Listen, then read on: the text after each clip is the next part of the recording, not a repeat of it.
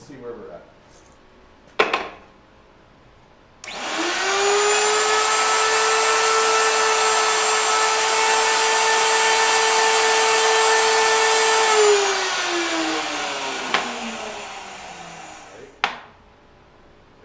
Over, watch it all the way, yes.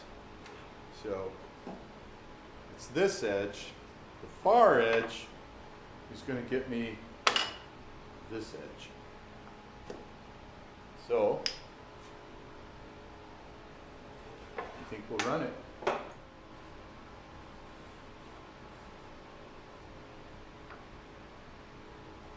Okay. Ideally that should be a feather board, but I think we'll be all right.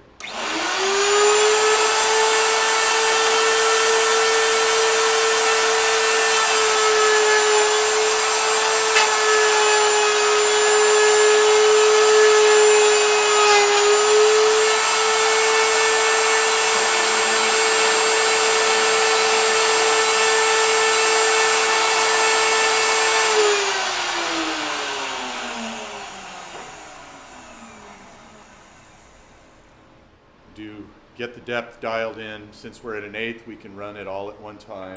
But get your depth dialed in at this point, and then move on. If it was a deeper groove, we'd have to adjust our depth, yes, as we went along. But it's a lot easier to adjust depth than it is this way, especially with a setup like this. All right, here we're going in our new depth.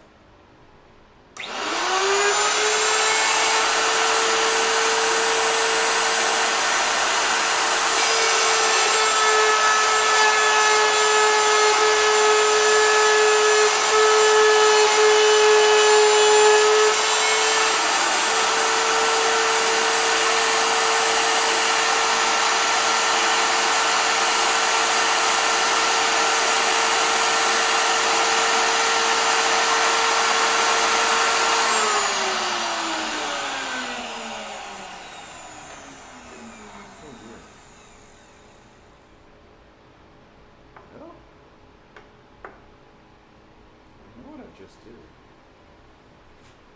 I think I just did something on accident.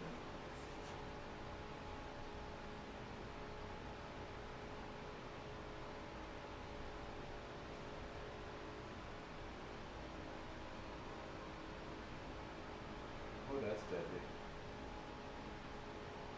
Okay. So now,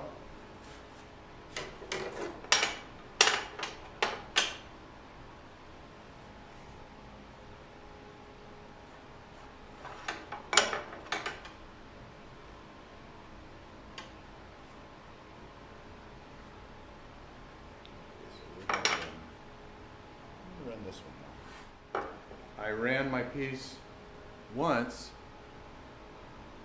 and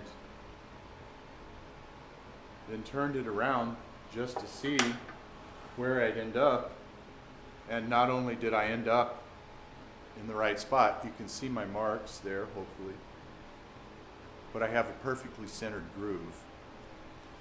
So that worked out, and that works out that way when you have a bit and a groove that mathematically can do that. If your groove's wider, obviously you'll have to move your fence. What you could do though is, if your groove is wider, you could run it through and then turn it around, and then your two grooves on either side would be centered, and you'd have equal shoulders there. And then you could just adjust your fence to hog out the rest of it. So there's lots of different ways to go. Okay, so we're going to run this and see how we did.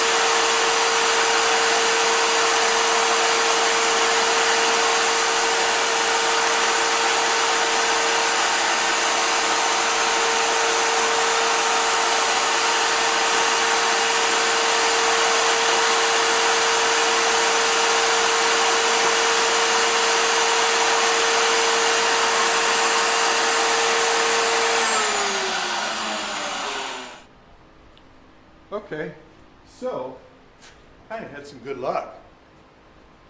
I found, since this is mostly consistent, but it's, since we're talking 32nd light 16th, I found a spot on this piece of bar stock that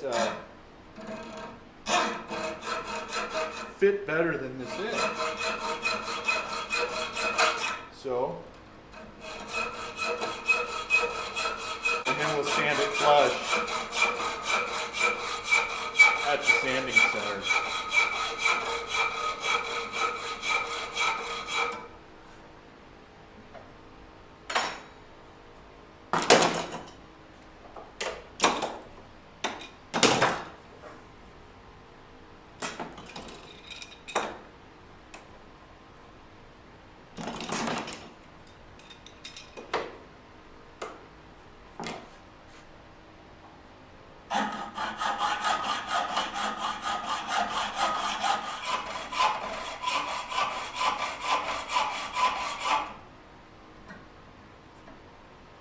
Okay, that's what we needed. That fits in there. Look at that. Look at that. Nice. It's not too bad, eh? You can see where the round over steel isn't the best thing in the world. It certainly isn't the worst thing in the world. I'm not screwing around here. Be prepared. This is all I can tell you. Okay, what I have is Gorilla Glue. The steel laid out exactly the way I want it. I have a groove which is fairly precise. It has some, if you put this in front of a machinist, he'd probably be like, "Wah!" Same with this. I'm sure if you put a micrometer on this, you would be close. So I found the way that this fits the best in here. It's very snug. It's not bad. I'm not going to go crazy with the Gorilla Glue. That's about all I'm going to do. And I try to get that stuff to go back down before I put the lid on it, because otherwise you're going to glue your top to the and dampen the wood. Oh, such is life. Now, that's a really nice fit. So I'm going to come in here and just rub this walnut dust in.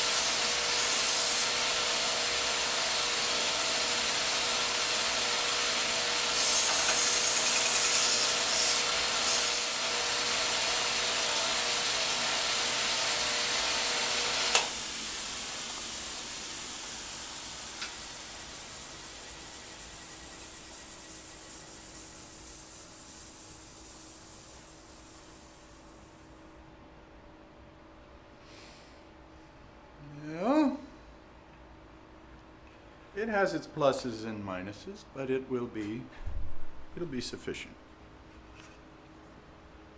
Well, there's one last thing I have to do. Okay. We're set up at the drill press. Whoops. Of course, it always falls somewhere. It's extremely hard to get. Anyway, I have 3 bits. I have a high-speed steel bit for metal that'll work in metal, and I have a Forstner bit, and I have a countersink. So my plan is, after taking my center punch and locating where I want my hole to go, center and with enough grabbing room, I clamp my piece in. I'm ready to roll with the press for the steel. Now I just want, these are both 3/8. I determined that the diameter of the Sharpie is 3/8. And it's tapered, so as it goes down in, it'll grab. So I'm going to get through the metal with this bit, just the metal, and I'm going to switch over to the Forstner, because as this goes through and comes through the bottom, it'll be a clean hole on the bottom. I don't want any tear out. I just don't want to risk it with this. And then at the very end, I will just countersink this just a touch, just to clean up the sharp edge on the steel. So, here we go. Oh, and slow RPMs on the drill.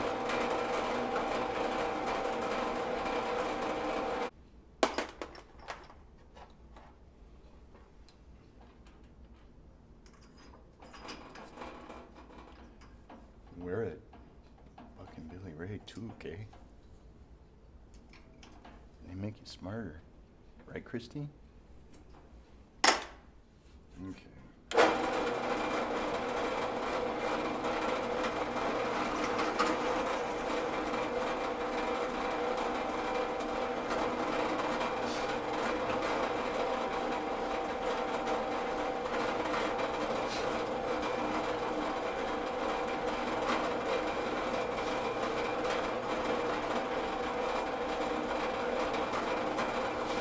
All right, there's my yellow pine plywood. I'm through.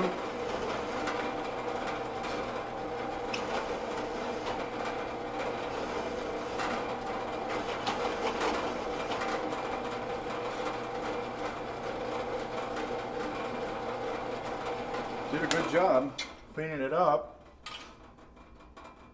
Not the greatest, but not the worst either.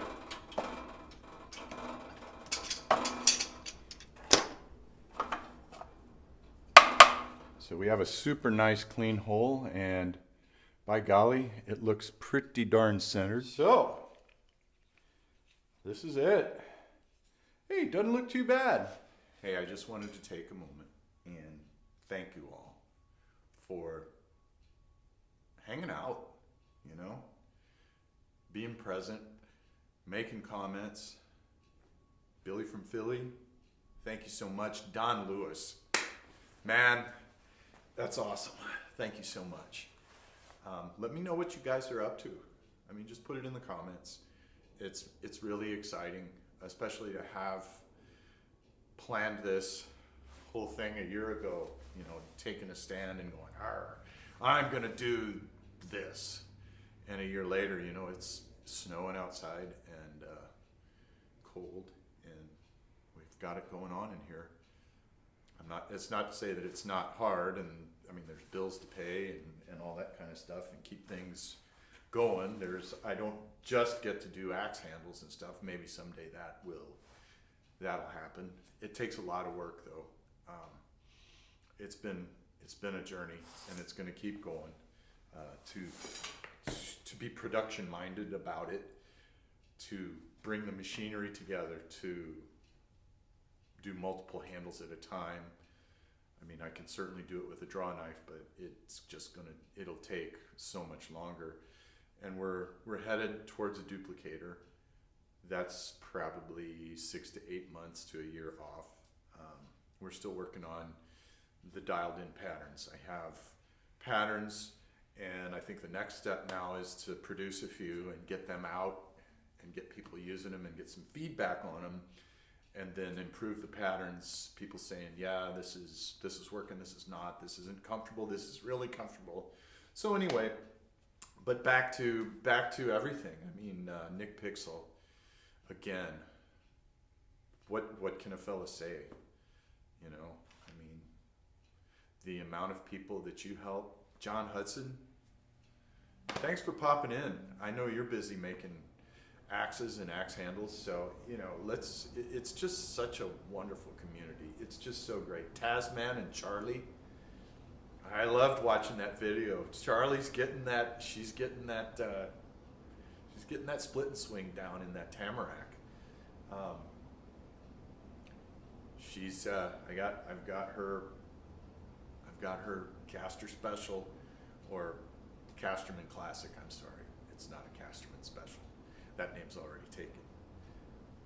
With the special on the end of it. Jay Daniels, your axe for Hopper, 5 pounds. I want to know, is Hopper, are you going to be able to handle 5 pounds? Let's see some footage on that, brother. I'm just kidding. Everybody, thank you so much. Let's keep the kindness rolling. Let's keep the love flowing. Let's keep the I've been slacking on my spirit fires. It's been so cold and gross outside. My spirit, I know that's no excuse. My spirit fires are lacking. 5 dogs makes it a little hard. But hey, if you guys need something or have any questions, I'm certainly no expert. All I have is just experience of doing stuff, and I'll answer whatever you need answered the best I can. Let's all reach out to Christine and thank her for doing everything that she does, because she's just got so much responsibility. And let's keep rocking it. Let's turn it, as Cosmic Sponge texted me this morning and said, let's turn it to 11. So let's do that. Let's turn it to 11. 11. And let's get those tubes going. Talk to you soon. Have a good one.